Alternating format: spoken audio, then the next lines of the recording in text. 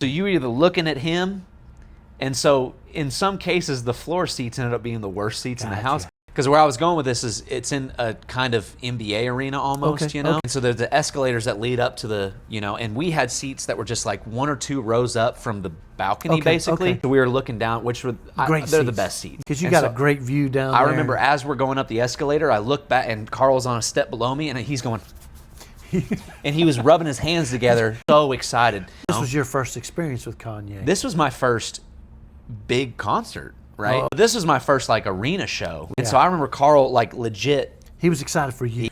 But his outward demonstration of excitement was so palpable. I was like, oh, we're in for it, you know?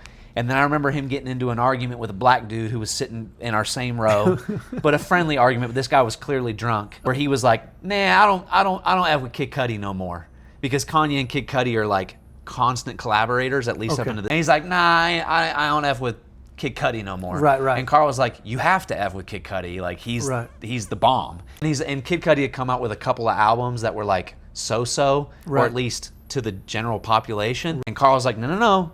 Kid Cudi just came out with a new album. You have to listen to it. It's a return to form. It's awesome, right? It's the Passion, Pain, and Demon Slaying is the name of the album, which ended up being the concert that we went to, you know. And this guy going, all right, I'll give him a chance, right? And then the show started.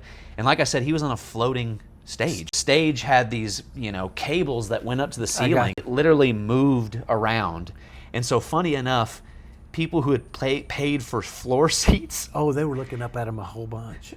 Up at him, and sometimes the stage was in the way, them, and they couldn't even see him. I'm sure they had screens up that you could watch him on too. Well, not if he was right above you and it had this orange underglow under it. So you were either looking at him, and so in some cases the floor seats ended up being the worst seats in the house because he was right above you.